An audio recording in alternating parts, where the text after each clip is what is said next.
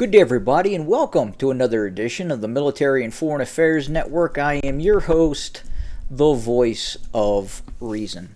Today, we wanted to do a brief update on the ongoing preparations by the People's Republic of China in its anticipated future-facing invasion of Taiwan.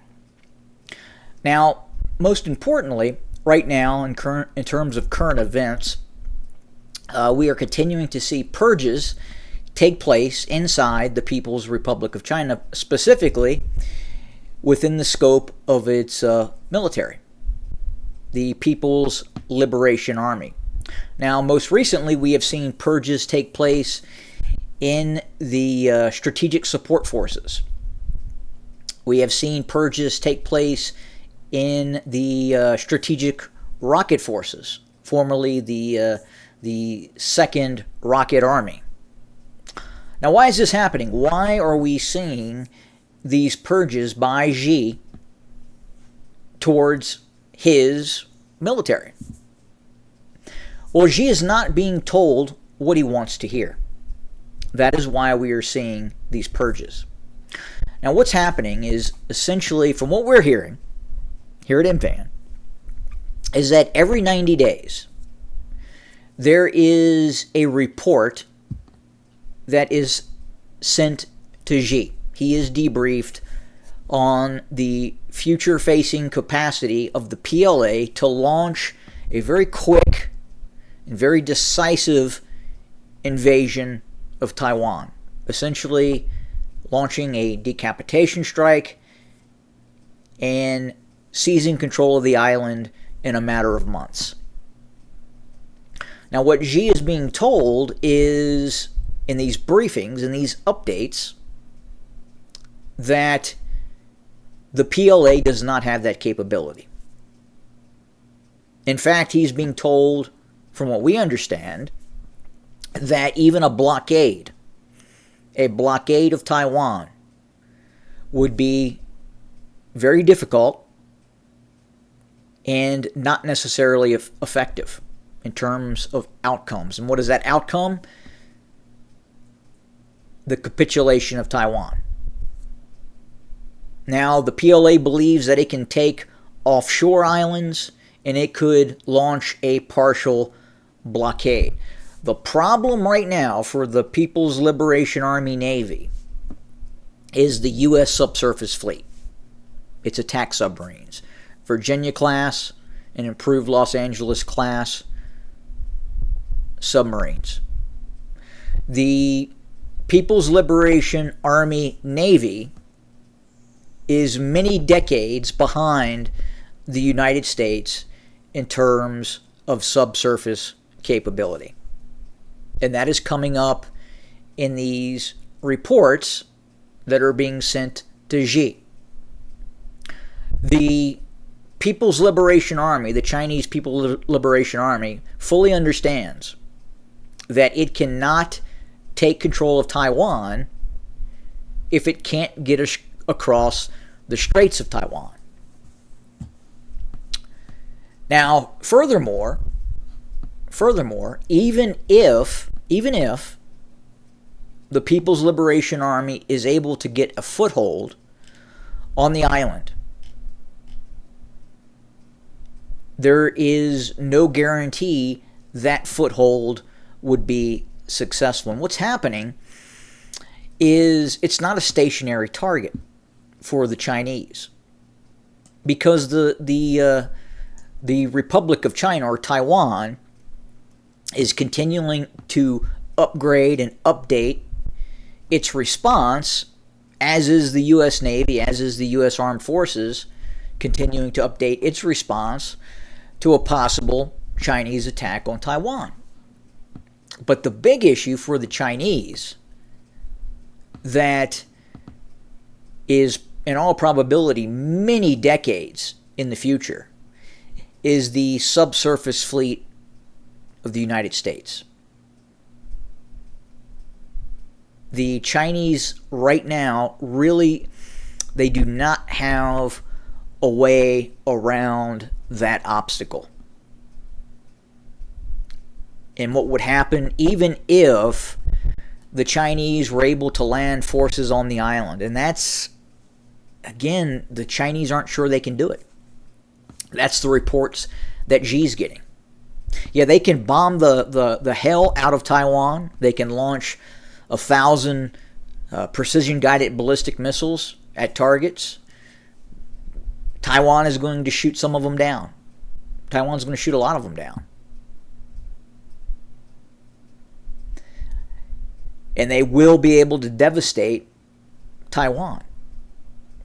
But physically taking control of Taiwan and moving forces across this 100 miles of ocean that is contested, both from the air, both from the sea, and, again, as I talked about before, the subsurface capability of the United States.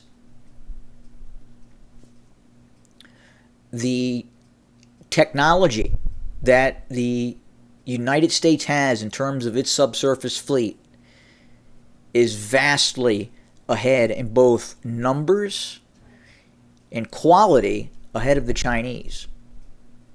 On top of that, they've received intel, the Chinese, on the capability of some U.S. weapon systems, such as the Mark 48 torpedo.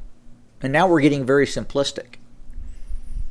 But the information that the Chinese have is that Mark 48 torpedo is a sea demon. If it is fired at a target, be it subsurface or surface-based, let's say a Chinese troop transport, it's doomed. There's nothing the Chinese can do about that weapon system. And again, locating U.S. subsurface weapon systems, including non-open source weapon systems, this is what we're hearing. The Chinese are way behind. Way behind. And that's just one element of this vast puzzle that is going to be required to take control of the island nation of Taiwan. And look, we haven't even gotten to the point of if Chinese troops land on the island. Then you have the matter of continuing to supply Chinese troops. I got to also tell you that weapon systems such as the Thunderbolt and the HIMARS that Taiwan now has is causing the Chinese fits. They're trying to figure out a way to overcome some of these weapon systems. And given the force density on the island of Taiwan, the size of the Taiwanese military, and the assets that the United States will send to Taiwan, both kinetic and just support, the Chinese don't have an answer, or at least the PLA does not have an answer. And Xi believes that given the amount of money that has been spent, that the PLA should have found a way to overcome some of these obstacles. And that is why you're seeing these purges take place. He's not hearing what he wants to hear. The PLA is saying, look, we can't do this. We don't have the capability right now to take Taiwan in the time frame that you want us to. We can probably lay siege to the island. We can probably mount a reasonably effective blockade, but again, there's no guarantee that blockade will stay in place if the U.S. fully injects itself into the conflict. And that's the problem. Yes, the Chinese can take Kinmen, but there is even a discussion going on right now that, and we believe this is what caused the new purges, is that the PLA right now doesn't believe it can take Pengao, this island set here. it would be very difficult for the PLA to take this island chain that's obviously very close to mainland, or the actual main island of Taiwan. If Pingao cannot be taken, then obviously Taiwan is not going to be taken. The Chinese, believe they can take Kinmen and some of these other islands closer to the PLA mainland, the Chinese mainland. But that's it. That's it. So at this point, if Xi pushes this and gets a bunch of yes men to write off the conflict and say, yep, we can do it, and they can't, it's going to be catastrophic for the Chinese military. Right now it will be. Now, look, is it going to change? Things could change by 2030? Possibly. But ultimately, everything is really contingent on that subsurface fleet. That subsurface problem, that subsurface challenge for the Chinese is something that they have to find a way around. And right now they just can't. But there's other issues as well. It's just not the subsurface fleet.